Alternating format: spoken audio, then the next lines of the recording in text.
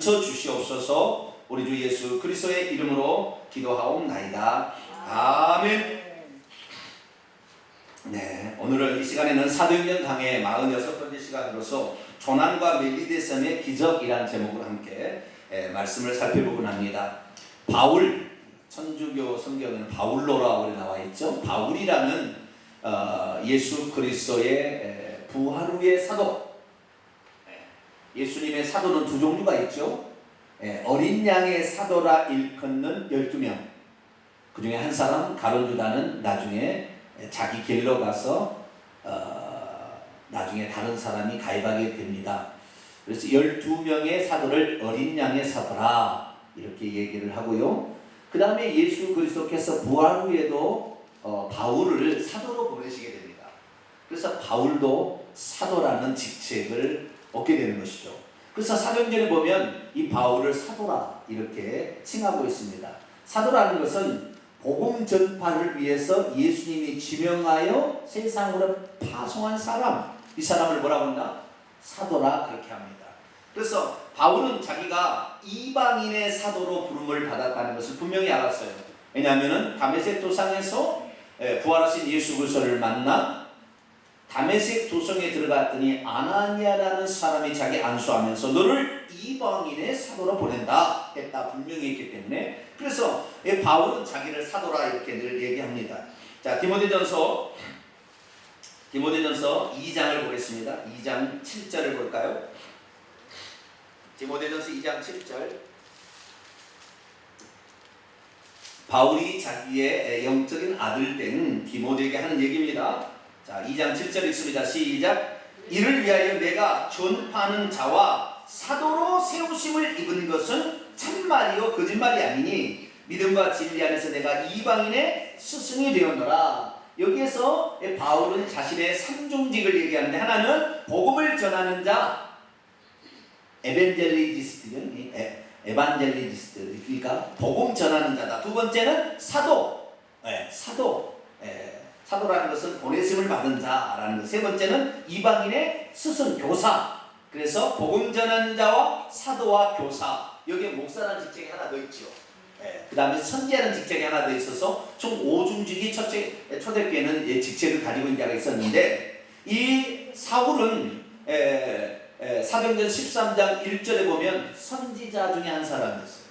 그러니까 바울, 또 나중에 목회를 하는 거 보니까 바울은 5중직을 가진 그런 사람이었죠. 근데 가장 중요한 건 뭐냐? 그가 이방인에게 복음을 전하라고 사도라고 보냈다는 거예요. 그래서 그가 이방인에게 복음을 전하는데, 처음에 이방인에게 복음을 전하기가 어려워서 가는 곳마다 이방 지역에 갔지만 어디를 먼저 찾아가요? 유대인의 회당에를 먼저 들어가게 되죠. 그래서 흩어진 유대인들이 각 이방인 지역에 살면서 거기에서 하나님 말씀을 지키고 그 하나님 말씀대로 순종하고 있었기 때문에 그 구약 성경에 300가지 이상의 예언된 그 메시아가 이미 십자가에 못 박혀 죽고 그분이 부활하셨다라는 사실을 그들의 얘기함으로 구약 성경을 다 알고 있었던 이 헬라파 유대인들은 그 복음의 소식을 듣고 예수 그리스도를 믿기 시작한 거예요.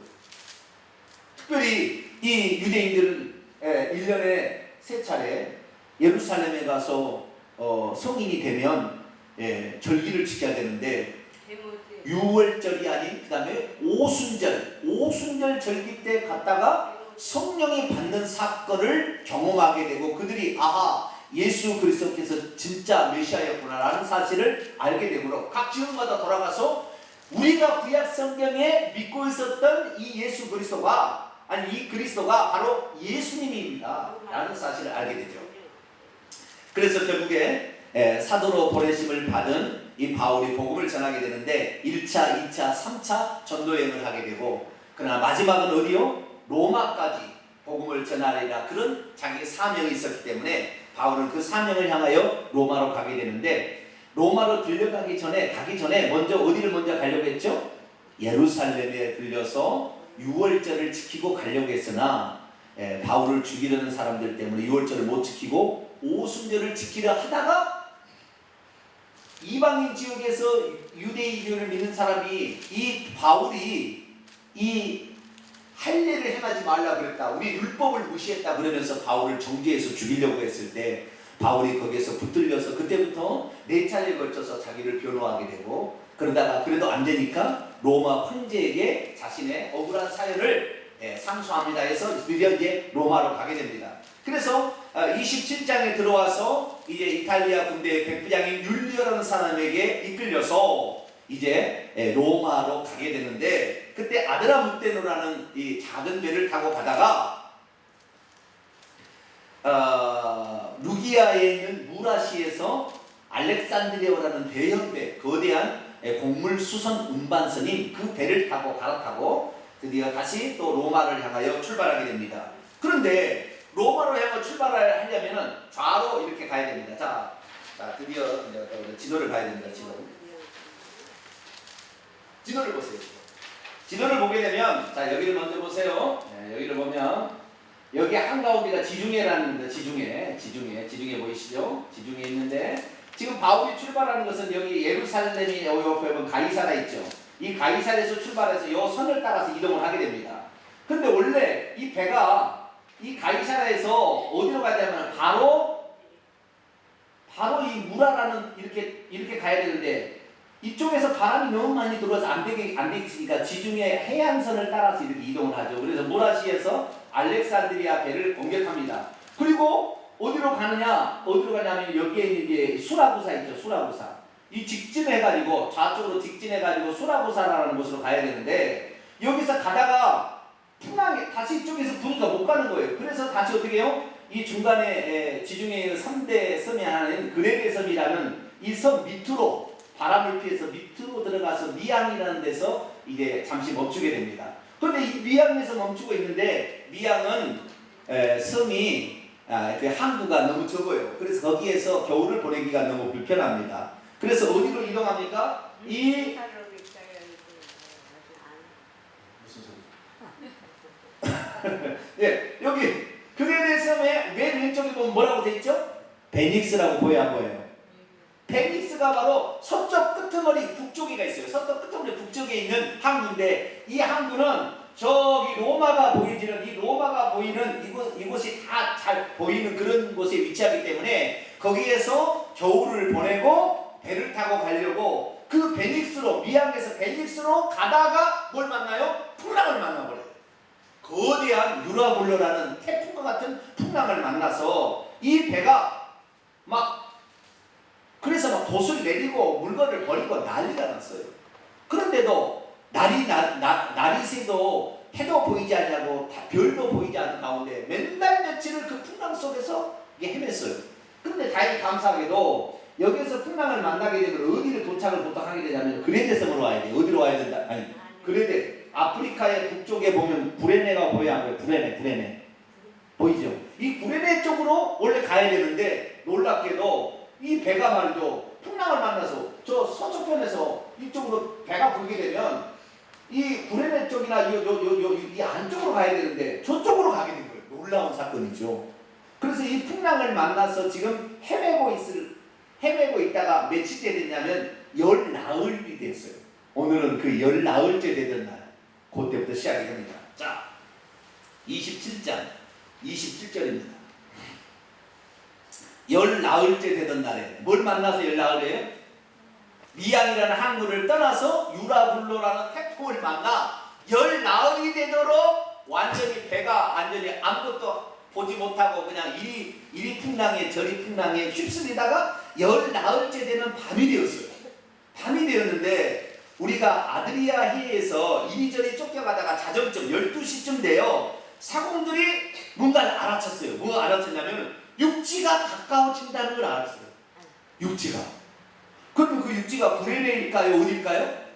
아무도 모르죠. 지금 왜? 열 나흘을 그냥 헤매고 돌아다녔으니까 바다에서 어딘지는 모르지만 육지가 가까워. 어떻게 알았을까요? 멀리서 파도가 부딪히는 소리가 나는 거죠. 밤이니까 갈매기는 울지 않았을 거예요. 풍랑에 부딪히는 소리가 어디에서? 철썩 소리가 나기 시작하는 거죠. 그래서 28절에 보니까 사공들이 육지가 가까웠다. 우리가 이제 완전 죽게 샜는데 살 수 있는 길이 열렸구나 이 생각이 든 거죠. 물을 재어보니까 20길 36m가 되고 조금 가다가 또 재어보니까 15길 27m가 된 거예요.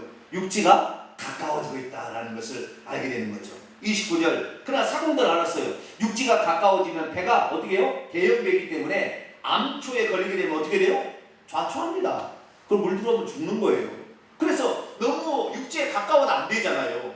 육지에 조금 멀리 대놨다가 큰 배는 육지까지 바로 올 수 없어요. 그래서 멀리 대놓고 작은 거룻배를 타고 육지에 가서 뭔가를 자우징을 하고 뭐 음식을 먹든지 뭐 하고 다시 와서 배 타고 가는 거예요. 아시겠죠? 그래서 암초에 걸릴까 하고 고물이라는 배 뒤편입니다. 배 뒤편에서 닷을 내려서 더 이상 못 가게. 왜? 암초에 부딪히니까. 그래서 고물을 닷을 내리고 못 가게 했습니다. 그리고 날이 새기를 기다렸어요. 왜? 한밤중이니까. 그런데 30절에 문제가 생겼습니다. 사공들이 자기만 살려고 도망치려고 그런 거예요. 그러면 돼요? 안 돼요? 여러분 배가 좌초하게 되면 누구부터 살려줘야 돼요?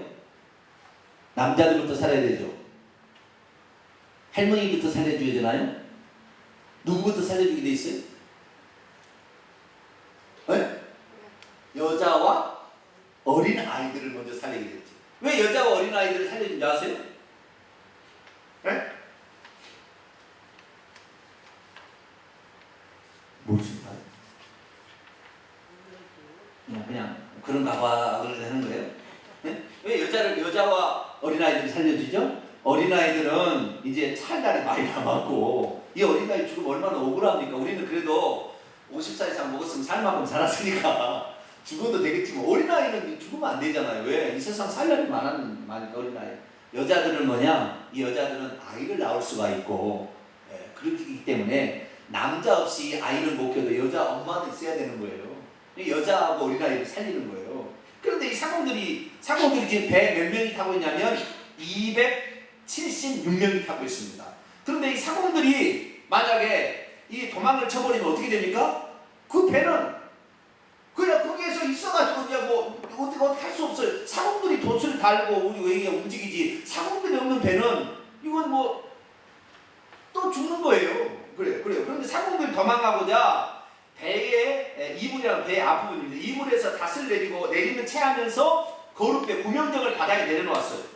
그러니까 자기들만 도망치려고 이렇게 한 거예요. 그걸 누가 알았어요? 바울이 알았어요. 백부장과 군인들에게 이르되 이 사람들이 배에 있지 아니하면 너희가 구원을 얻지 못하리라. 사공들이 배에 없으면 배는 있으나 마나한 것입니다. 그렇기 때문에 배가 좌초하지 않았지만 그래도 배가 끝까지 살아남기 위해서는 사공들이 필요한 것이죠. 그래서 바울은 여기에서 이 백부장과 군인들에게 이 사공들이 여기에 남을 수 있도록 해라 그렇게 얘기합니다. 그러자 32절 이에 군인들이 구명배의 줄을 끊어서 떼어버렸어요. 구명정은 어디로 갑니까? 어디로 가버렸겠죠 이제. 어디로 가버렸어요. 여러분 여기 보세요. 자 지금 배가 열 나흘째 지금 이리저리 헤매다가 여기까지 왔는데 누가 지금 대장 노릇을 하고 있나요? 선장이 하고 있나요? 누가 하고 있죠? 바울이 하고 있죠. 여러분 인생의 가장 어려운 순간 힘든 순간에는 영적인 지도자가 대장이 되는 거예요. 할렐루야. 세상의 지도자가 되는 게 아닙니다. 세상 지도자는 세상인데 진짜 중요한 때는 영적인 지도자가 진짜 필요해요. 한 나라가 죽고 사는 것은 그 영적인 지도자가 어떤 상태이냐가 결정타를 날리는 것입니다. 바울은 주 예수의 신분으로서 지금 가고 있지만 이 모든 배에 일어난 모든 일을 누가 다 조절하고 있어요? 바울이 거기에 하고 있다라는 사실을 알게 됩니다. 그래서 우리는 정말 시대가 어려울수록 영적인 지도자를 잘 만나야 된다. 이 생각을 잘 하시면 되겠어요. 그리고 뿐만 아니라 자기가 혼자 살겠다고 다른 사람을 버리고 가는 일이 있게 되면 여기에 뭐요? 이 공동체가 죽고 사느냐는 이 사람들이 딴 마음을 품게 되면 여기에 살인이 나고 여기에 분열이 나고 고통이 찾아오는 거예요. 우리가 한 배를 탔으면 끝까지 한 배를 갈 수 있기를 바랍니다. 별로 말이 없으시죠. 결혼을 해서 너하고 죽기 살기로 혼자 같이 살자 그랬으면 죽기 살기로 같이 살아야지. 좀 힘들다고 자식들 이렇게 갈라서 가면은 자식들의 상처가 얼마나 심한지 몰라요. 자기 조금 편하자고 그렇게 하지 말고 한번 같이 공동체, 운명 공동체가 되었으면 살도 같이 살고 죽어도 같이 살자고 한 마음만 되면 못할 게 있다니까요. 할렐루야. 그래야 돼요. 네? 나만 살자고 편하자고 하면 안 되는 거예요. 그래서 공동체를 깨뜨리는 가장 큰 암초는 바로 혼자 살려는 이기심입니다. 우리가 서로를 배려하며 서로 격려하게 되면 죽어도 같이 죽고 살아도 같이 살자 이런 마음으로 살게 되면 다 살릴 수가 있는 것이죠. 그래서 이 바울의 안내로 말미암아 이 구명대원을 그냥 따라보라고 그랬어요. 그러니 어떻게 돼요? 이제는 살아도 같이 살고 죽어도 같이 죽어야 돼요. 그렇게 됐어요. 자, 3절 날이 새어갔습니다. 바울이 여러 사람들에게 말합니다. 이제 구멍 정도 날아가 버렸지. 이 배를 어떻게 해야 돼요? 배를 이제는 육지에 잘 댈 수밖에 없어요. 그죠? 사공의 안내로 배를 육지에 대지 않으나 살 수 있는 방법이 없어. 어떻게 저 먼 바다를 건너서 육지에 가냐 이 말이죠. 안 된다는 거죠. 그래서 거기에 살아서 가려면 뭘 해야 돼요? 힘을 보충해야 돼요. 뭘 보충해야 돼요? 힘을 보충해야 돼요. 그래서 음식을 먹어라 이렇게 얘기한 거예요. 너희가 기다리며 먹지 못한 지가 벌써 오늘이 열 나흘째니 음식을 먹으라. 이것은 너희의 구원을 위하는 것이요 너희 중 머리카락 하나도 잃을 자가 없을 것이니 이 음식을 먹으라. 그런데 이 음식을 먹으라는 바울의 이 말을 듣고 아무도 음식을 안 먹어요. 왜? 저 음식 속에다가 뭘 넣어놨을까? 뭘 풀어놔요? 독약을 풀어놓지 않았을까? 자기만 살려고. 그러니까 바울이 먼저 떡을 가져다가 먼저 자기가 먹습니다. 그러면서 하나님께 감사기도 하죠. 하나님께 감사기도를 딱 하고 그 떡을 먹는 거예요. 거기 있는 사람들이 하나님을 믿어요, 안 믿어요? 안 믿죠. 근데 바울의 그 장면을 보고서 하늘의 하나님, 창조주 하나님, 환난과 풍파 가운데서도 함께 하시는 하나님이 누군지를 어렴풋하게 알게 되었을 거예요. 그리고 그것을 먹으니까 모든 사람이 독이 없는 모양이다. 그리고 다 받아 먹었어요. 그래서 힘을 보충했습니다. 그래서 이 276명이 배부르게 먹고 남은 이제 비상식량은 다 버립니다. 왜? 배가 무거우면은 가다가 또 자초하다가 그렇죠. 배가 가벼워야 두둥실 떠서 육지까지 갈 수가 있으니까. 그래서 배에 있는 모든 것을 다 버리는데 이 알렉산드리아 배가 어떤 배였다고요? 식량 수송선이었어요. 그래서 남아있는 비상식량까지 미리고 뭐가 다 버립니다. 왜? 배가 가봐야 육지에 대해서 다 살아날 수 있으니까. 39절 날이 새매 어느 땅인지 알지 못하지만 경사진 해안으로 된 항만이 눈에 딱 들어왔어요. 저기다 배를 댈 것인가 말 것인가 의논을 했습니다. 그리고 닷을 끊어버렸어요. 닷도 얼마나 무거워요. 그죠? 닷이 무겁습니다. 이 닷을 4개의 닷을 내렸는데 닷을 잘라버렸어요. 왜? 닷을 다시 끌어올리면 배가 무거워서 못 나가니까 닷도 잘라버렸어요. 그리고 키를 풀어 늦추고 돛을 달았어요. 그래서 바람이 육지로 이 부는 바람에 따라서 해안을 따라서 들어가기 위해서 그렇게 했어요. 그래서 두 물이 육지에서 나오는 물과 그리고 바닷가에서 하는 물이 합쳐져서 흐르는 그곳에까지 가게 됐는데 배가 거기에서 그만 뭡니까? 모래톱에 걸리고 말았어요. 그래서 배 앞부분은 배 모래톱에 걸려서 처박혀버리고 이제 가까이 왔다는 거죠. 처박혀버리고 배 뒤는 그냥 그대로 있으니까 배 뒤에서 풍랑이 막 이니까 배를 때리는 거죠. 그래서 배가 그동안에 14일 동안 그냥 막 풍랑에 이리저리 상처가 많이 났는데 이제 마지막 그 순간에 배가 깨져버렸어요. 이제 배가 깨져버리면 어떻게 돼요? 물이 들어오면 어떻게 돼요? 이제 죽게 되는 거예요. 죽게 되는 거예요. 그러자 군인들이 뭐라고 그러냐? 군인들이 죄수가 헤엄쳐서 도망갈 수 있으니까 그들을 죽여버립시다. 백부장이 얘기를 합니다. 다시 위기가 찾아왔습니다. 그런데 하나님께서 43절에 백부장이 마음을 움직이죠. 바울을 고용하려. 왜? 지금까지 그 풍랑 속에서도 희망을 포기하지 않고 끝까지 참을 수 있었던 것은 바울이 하나님께 기도해서 하나님의 응답을 받았었죠. 그 응답을 잠깐 볼까요? 자, 22절로 넘어갑니다. 27절, 22절. 21절부터 보겠습니다. 21절부터. 여러 사람이 오래 먹지 못하였으며 바울이 가운데 서서 말하되 여러분 내 말을 듣고 글에 대해서 떠나지 아니하여 이 타격과 손상을 면하였으면 좋을 뻔했을 것입니다. 그러나 이제 내가 당신에게 권합니다. 이제는 안심하십시오. 너희 중 아무도 생명에는 손상이 없겠고 오직 배뿐일 것입니다.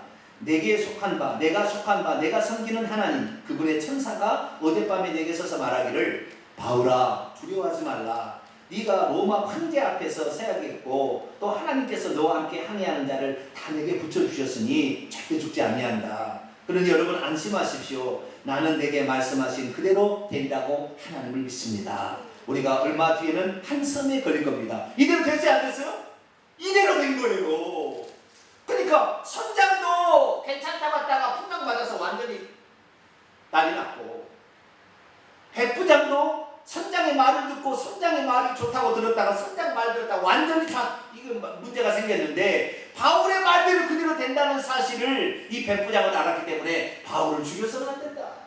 그래서 바울을 살리기 위해서 아니라 생각하고, 자 이제 육지가 가까이 왔으니, 모래톱에 가까이 왔으니 헤엄쳐서 갈 수 있는 사람은 전부 헤엄쳐서 들어가고, 헤엄치지 못할 사람은 어떻게 해라?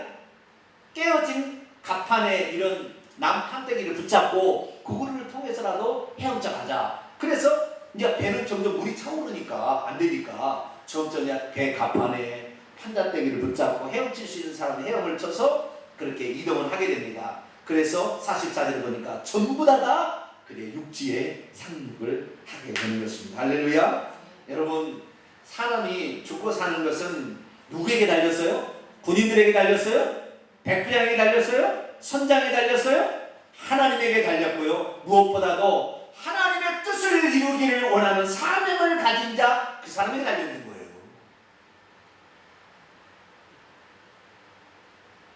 지금 276명이 안 죽은 것은 누구 때문에 안 죽은 거예요? 바울이 로마에 가서 복음을 증거해야 될 사명을 아직 완수하지 않았기 때문에.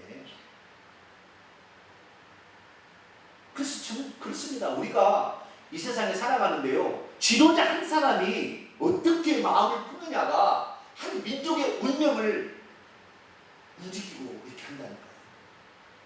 그래서 우리는 교회의 지도자, 나라의 지도자를 위해서 기도해야 될 줄로 믿습니다. 정말 중요한 거예요. 바울 한 사람 때문에 276명이 다 살아요. 한 사람도 죽지 않아요. 배만 파서 꼭 환상 중에 바울에게 보여줬던 그대로 이루어지는 것입니다. 그래서 하나님을 진정 의지하고 하나님의 사명을 붙들고 가는 한 사람, 그 사람과 같이 동행하는 모든 사람이 다 사는 거예요. 다 상륙하여 구조를 되었습니다. 28장으로 넘어갑니다. 28장. 그래서 모든 사람이 다 이렇게 살아나게 됩니다. 정말 28장이 들어오기 전에 정말 풍랑이 바울을 죽일 수 있었어요? 없었어요? 없었어요. 나도 28장에 들어가면 독사가 물어서 바울을 죽이려고 합니다. 사탄은 여러 가지 방법으로 하나님의 사람들을 죽이려고 하지만 하나님께서는 놀랍게도 어떻게 돼요? 그 위험한 지경에서 반드시 지키세요. 할렐루야. 하나님 앞에 제대로 믿음으로 기도하고 제대로 믿음 딱 가진 한 사람 있으면 악한 마귀가 아무리 여러 가지 방법으로 죽이려도 못 죽이는 거예요. 이게 하나님의 역사입니다. 우리는 언제라도 하나님을 의지하는 저희들이 될 수 있길 바랍니다. 거기에서도 바울은 하나님께 감사했듯이 어떤 상황에서도 우리는 하나님께 감사하며 또 수많은 사람들에게 하나님 이런 분입니다 소개할 수 있는 저와 여러분 되시길 바랍니다. 자, 28장 넘어갑니다. 우리가 구조된 후에 앉은 그 섬을 알아보니까 그 섬의 이름이 뭐예요? 멜리데. 이 멜리데. 자, 지도를 봅니다. 어디로 달려가거든요. 참, 지도를 봐. 이 미항에서 벨릭스로 가다가 풍랑을 만나서 막 빙빙빙빙 돌다가 부레네로 간 줄 알았더니 어디로 가요? 로마로 가는 길로 갔어요. 그래가지고 멜리데 뭐야 안 보여요? 멜자가 안 보이네. 멜리데. 이 멜리데 섬, 이 작은 섬이요. 이 앞에 보면 수라고사라는 거 있죠. 이 수라고사가 시칠리 섬입니다. 시칠리 섬.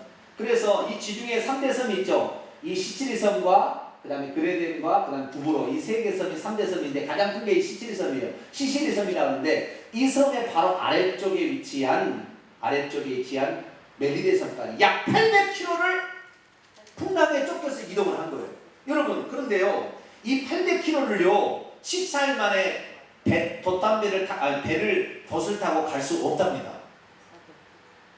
더 빨리 가버렸어요. 네? 죽을 줄 알고 다녔는데 하나님께서 어떻게 배를 날려버렸는지 14일 만에 그 800km를 항해해서 원래 배가 갈 수 있나 훨씬 빨리 거기 도착했는 거예요. 여러분, 풍랑을 만나도 하나님이 함께하면 더 빨리 가는 은혜가 있습니다. 할렐루야. 우리에게 고난과 역경이 찾아온다 할지라도 오히려 더 빨리 갈 수 있다니까요. 이것이 하나님의 놀라운 은혜예요. 그 메리데섬에 도착했는데 이 메리데섬의 이름의 뜻이 뭐냐면 피난처래요. 뭐라고요? 피난처에 도착했어요. 피난처. 할렐루야. 하나님께서는 우리가 하나님만 의지하고 하나님의 사명을 완수하기 위해서 기도하면 하나님께서 우리를 피난처로 안내합니다. 메리데란 말은 이 가나안어로 피난처 그런 뜻이에요. 그래서 그 피난처에 도착을 합니다. 근데 그날 날이 새 때 비가 오기 시작했습니다. 비가 오기 시작했어요. 그래서 비를 맞으면서 그 해엄을 쳐 가서 도착하니까 벌벌 떨 거 아니에요? 그런데 원주민들이 그 배를 난파돼서 오는 사람들을 바라봤습니다. 그런데 이 원주민들이 특별한 은총을 동정을 베풀어서 불을 피워주면서 추운 겨울이잖아요 지금.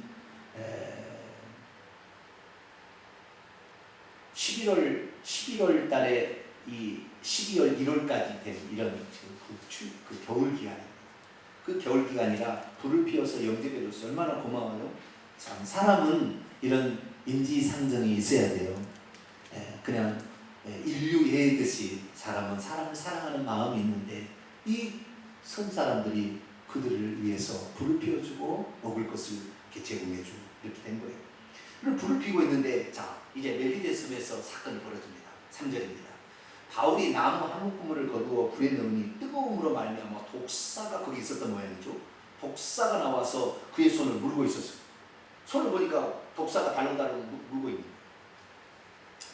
바울은 여기에서 지도자이기 때문에 뭐 명령을 안 내려도 되지만 바울은 똑같이 남들과 더불어 같이 불을 피우기 위해서 애쓰는 모습을 보여줍니다. 지도자는 항상 겸손히 같이 일을 해야 되는 것이죠.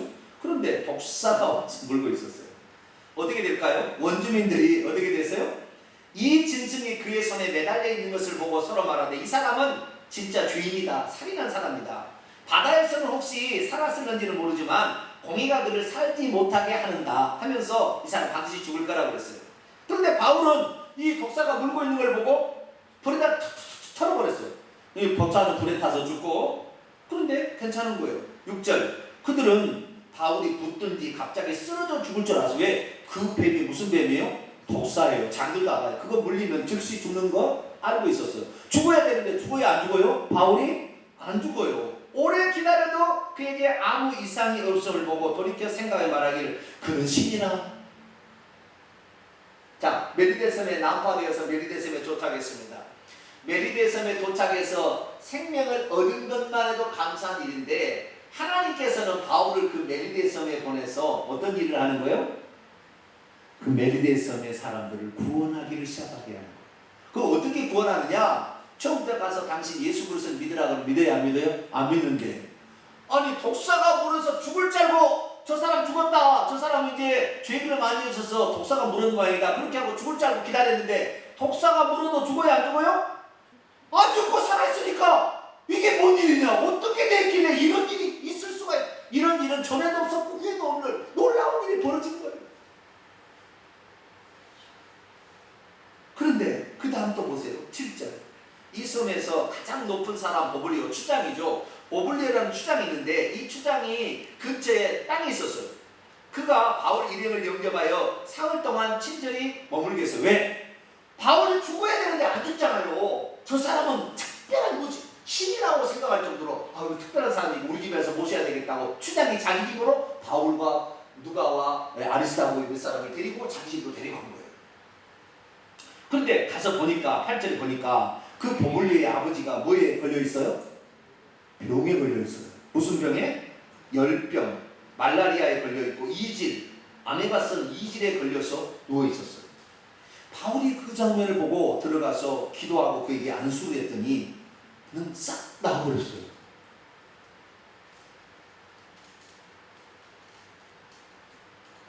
여러분 안수한다고 병이 나아요?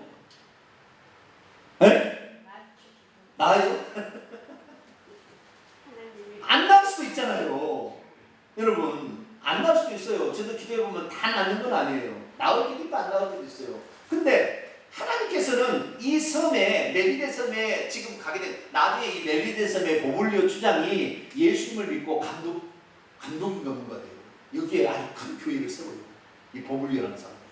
역사가 이렇게 기록이 되어 있는데, 이 사람이 하나님을 안 믿는 사람이라. 그런데 자기가 와서 보니까 독사가 물었는데도 안 죽네. 그리고 와서 기도를 하는데 자기 아버지가, 자기 추장님은 그 동네에 얼마나 많은 사람을 다 데려다가, 의사를 데려다가 치료를 받겠어요.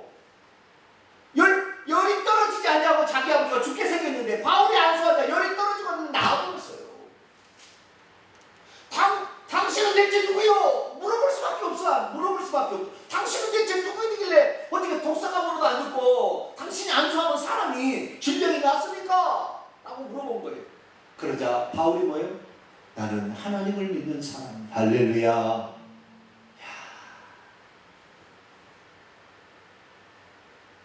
여러분, 언제 병이 제일 잘 낫는지 아세요? 복음을 전할 때. 자, 마가복음 16장을 한번 열어볼까요? 마가복음 16장. 마가복음 16장. 15절부터.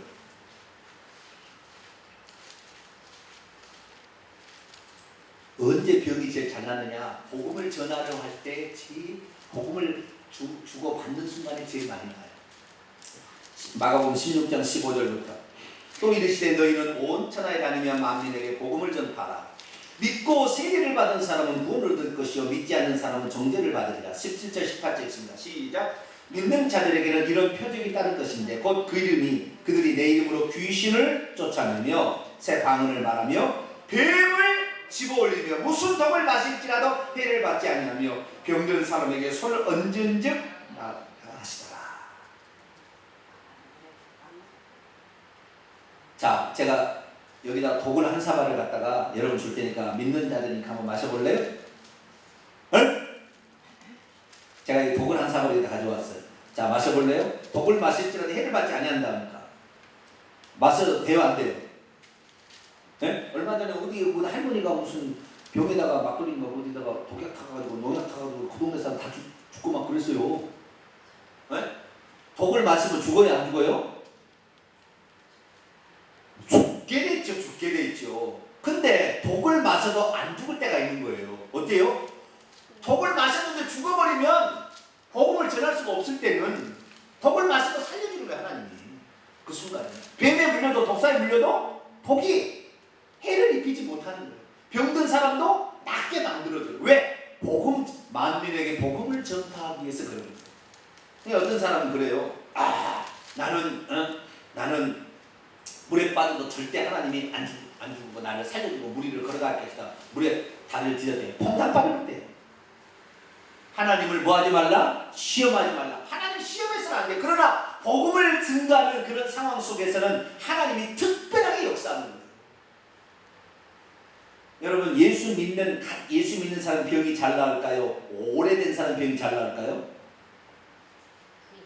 간 믿는 사람이 잘 나아요. 왜? 간 믿는 사람이 자기가 치료를 받아야 하나님이 살아계신다고 잘 믿을 거거든. 근데 오래 믿는 사람은 그거 안 치료받아도 하나님이 살아계신다고 믿고 있어요. 그러니까 간 믿는 사람이 훨씬 병이 잘 나아요.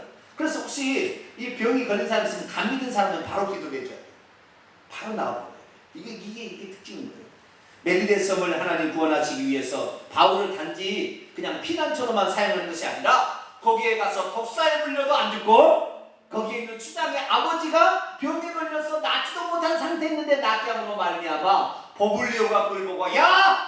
하나님이 살아계시다. 우리가 그동안에 믿었던 신들은 다 갔다니까 이제 하나님을 믿자. 그래서 그 섬을 다 하나님 믿는 예수 그리스도를 믿는 섬으로 바꿨습니다. 할렐루야. 여러분, 우리가요 어려움에 당해서 어디에 밀려간다 해서 할 일 없는 게 아니라 거기도 하나님이 할 일이 있으니까 거기 가게 하는 거예요. 할렐루야. 예. 그래서 우리의 모든 삶은 하나님께서 복음을 증가하라고 우리에게 주신 그런 복음터예요. 그걸 잘해야 돼요. 그러자 9절, 이제 섬 사람들 전부가 다 병든 사람을 데리고 와서 바울에게 고침을 받아서 이 섬이 다 예수 믿는 그러한 섬으로 바꿔지게 되는 놀라운 일이 있게 됩니다. 10절 그러자 그들이 떠나게 되죠. 이제 3달 동안 거기에 머물 겨울 때는 못 갑니다. 바람이 저쪽에서 불기 때문에 안 돼서 그래서 3달 동안 겨울을 거기에서 보낼 때 거기에서 잘 대접해주고 떠날 때에는 쓸 것을 배에다 다 실어줬어요.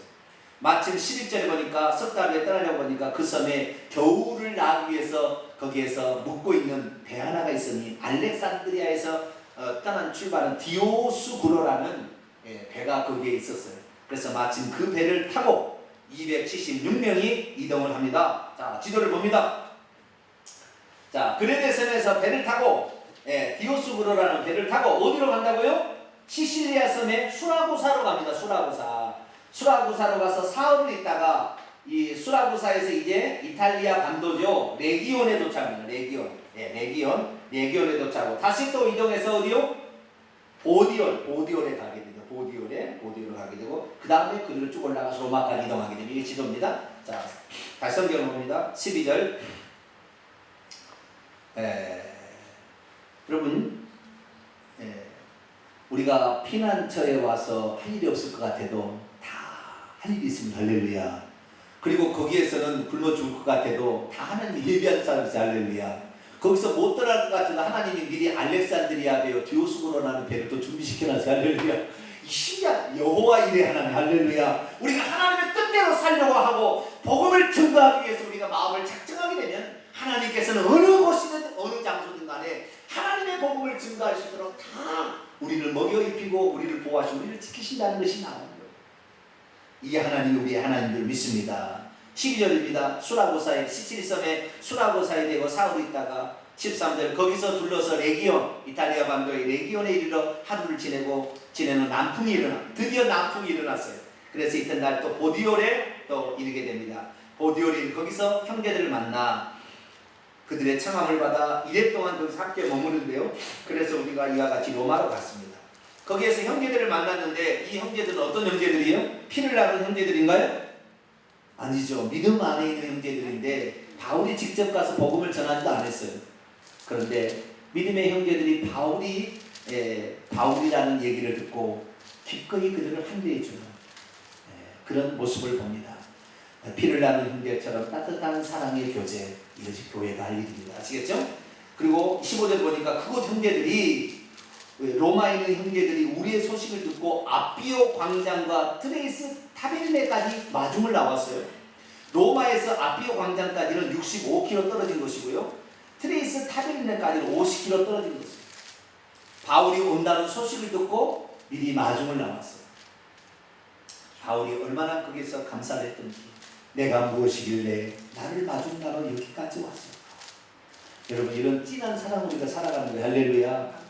여러분이 남편이 해외 출장 갔다가 오는데 집에서 현관문 열고 맞으실래요? 아니면 공항 가서 맞으실래요? 기본이 덜 돼 있는 사람이 있어요. 여보, 내가 마중 나갈까? 오지마. 그래도 공항까지 가야 되는 거 아시겠죠? 그런 센스가 좀 있어야 돼. 어떤 사람은 그래요. 신방을 가게 되면은 어떤 사람은요 신방을 가게 되면 엘리베이터 앞에까지 나와 있는 사람이 있습니다. 깜짝 놀라요. 깜짝 놀라요. 야, 신앙에 정말 이 섬김이라는 게 도가 뭔가. 그랬어요. 저는 지금도 사람을 보낼 때 거의 제 의자에서 보내지 않습니다. 최소한 엘리베이터까지는 더 귀중한 사람이 오게 되면 주차장까지 가요. 그런 모습을 보여야 돼요. 이런 기본적인 예의가 필요한 것입니다. 바울은 여기서 너무 감동돼요. 내가 대체 무엇이길래 형제들이 나를 이렇게까지 와서 50몇 그때는 뭐 자동차가 있었어요. 50몇 킬로를.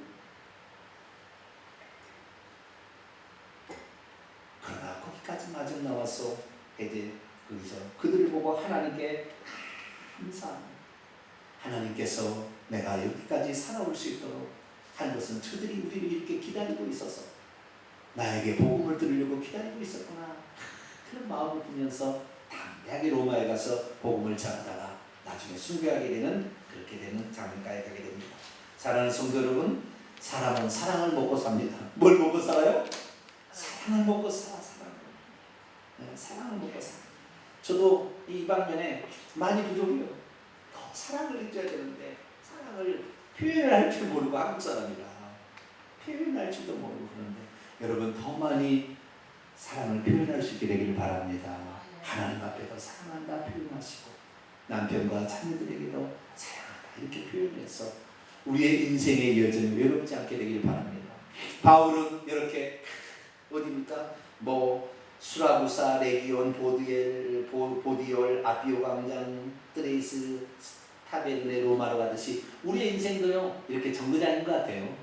나그네의 순례길을 가게 되는데 우리의 목표는 로마, 우리의 목표는 천성입니다. 할렐루야. 그래서 인생의 순례길을 행할 때 우리의 천상을 향하여 오늘도 잘 달려가게 되면 하나님께서 우리에게 천국을 예비해서 우리에게 거기서 살 수 있도록 해줄 줄로 믿습니다. 기도하겠습니다. 걸어가신 하나님 아버지, 바울이 로마에 가고자 그렇게 일을 썼는데